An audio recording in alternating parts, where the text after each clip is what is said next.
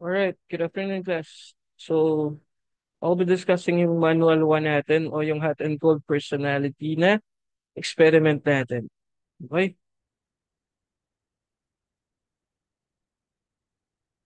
Alright, so yung experiment manual po yung ipapaliwanag ko dito para makonduct po natin ng maayos. Since this will be our initial experiment, yung mga succeeding experiment po, hindi na ako magagawa ng recordings.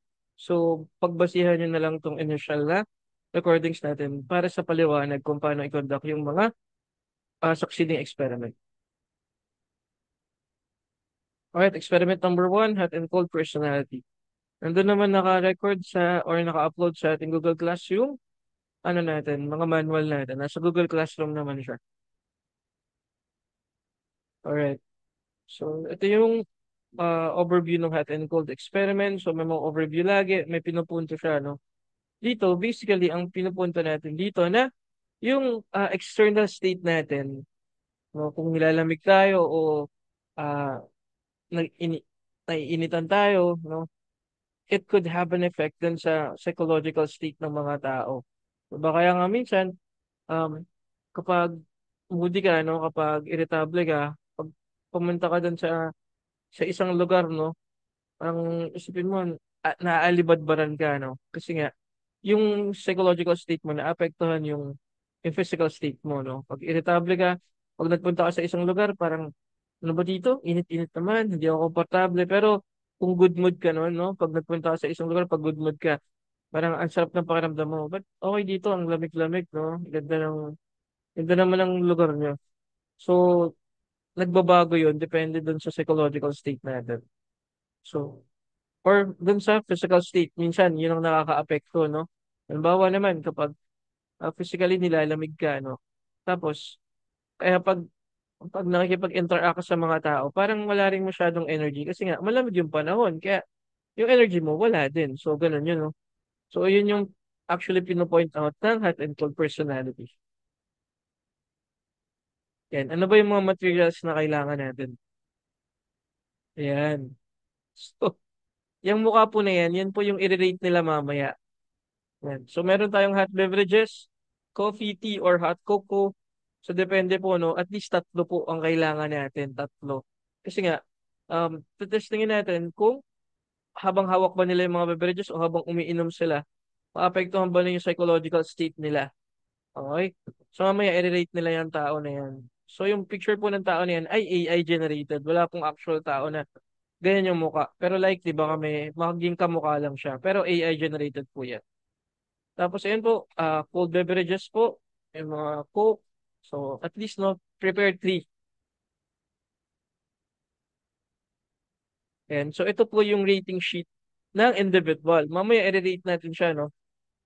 Ang hypothesis natin na kapag ang ininom ng experimental group ay cold drink, medyo yung rating nila dun sa personality ng tao na makikita nila ay cold din. O yung ungenerous, unattractive, serious, yan, medyo cold. Okay?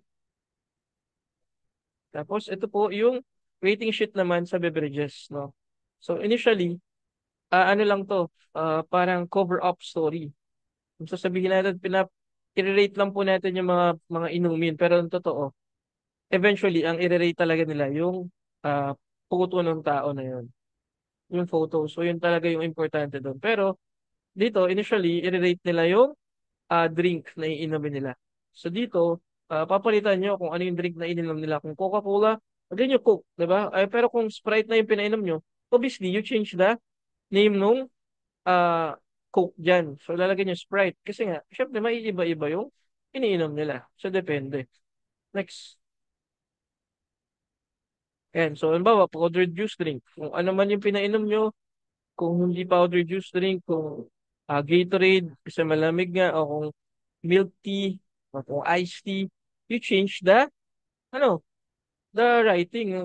Baguhin yung nakasulat. Baka mamaya yan pa rin yung magstay. Diba mahirap naman yun. Malilito na yung mga participants. Okay?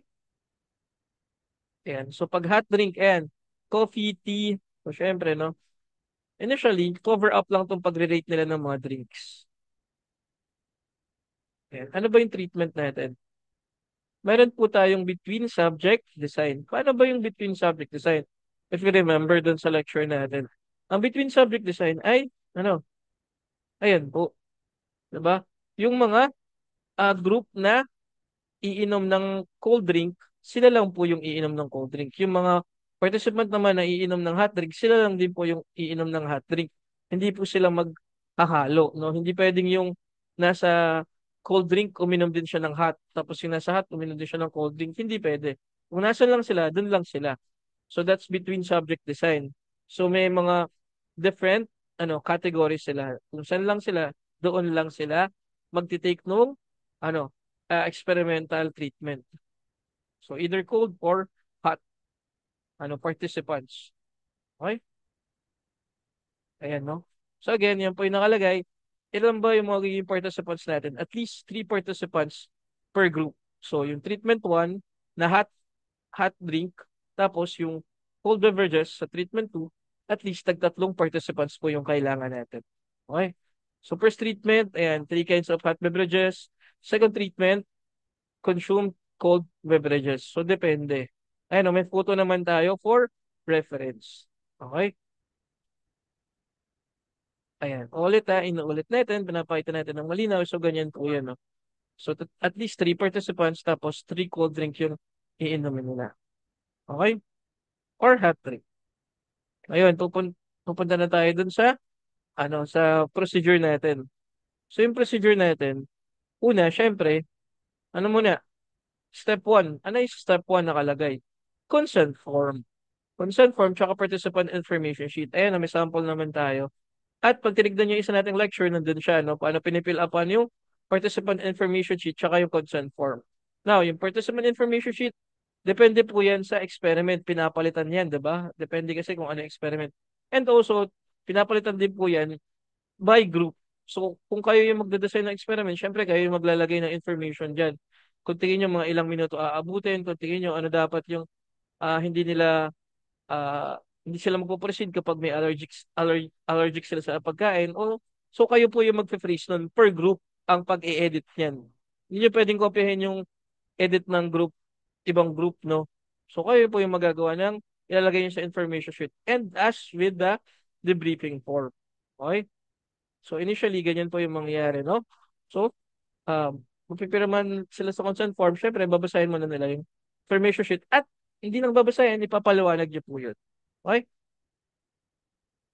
So yan, mahahati na sila sa hot and cold. So random lang naman po yan. So kung may 6 kayo, randomize nyo na kung sino yung mapupunta sa sinong group. Kung sa hot sila o sa cold sila.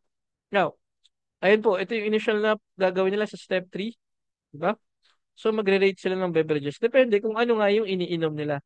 Ito yung pinaliwanag natin kanina. Okay, dito na tayo. So part 2 na.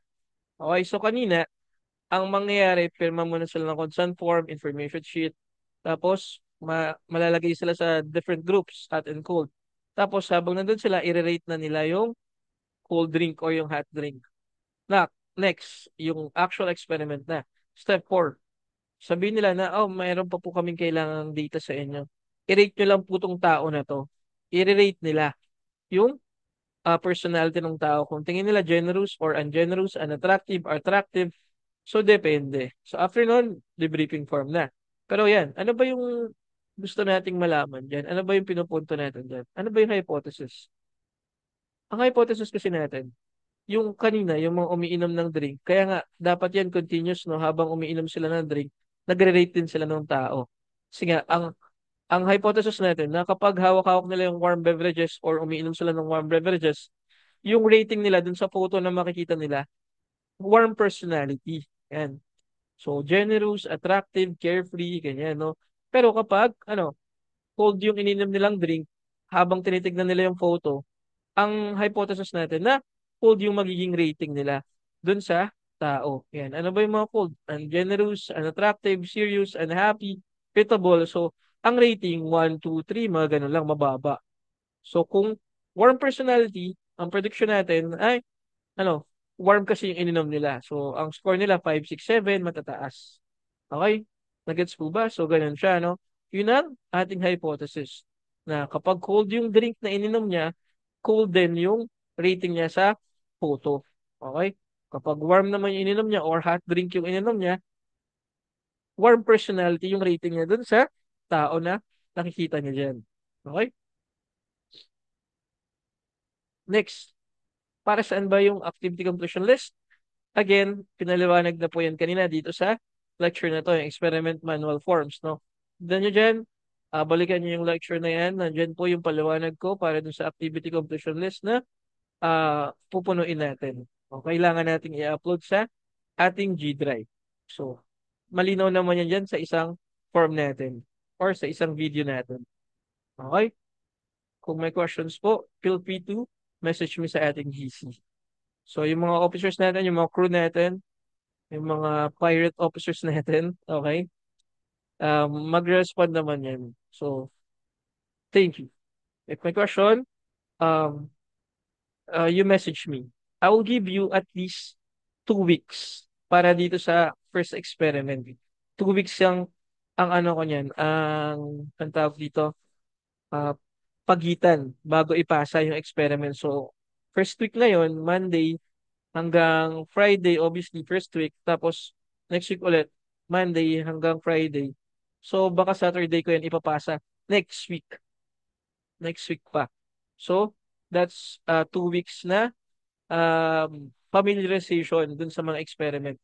Sa mga succeeding, sa susunod na experiment natin, 2, 3, 4, 1 week lang ibibigay ko sa inyo.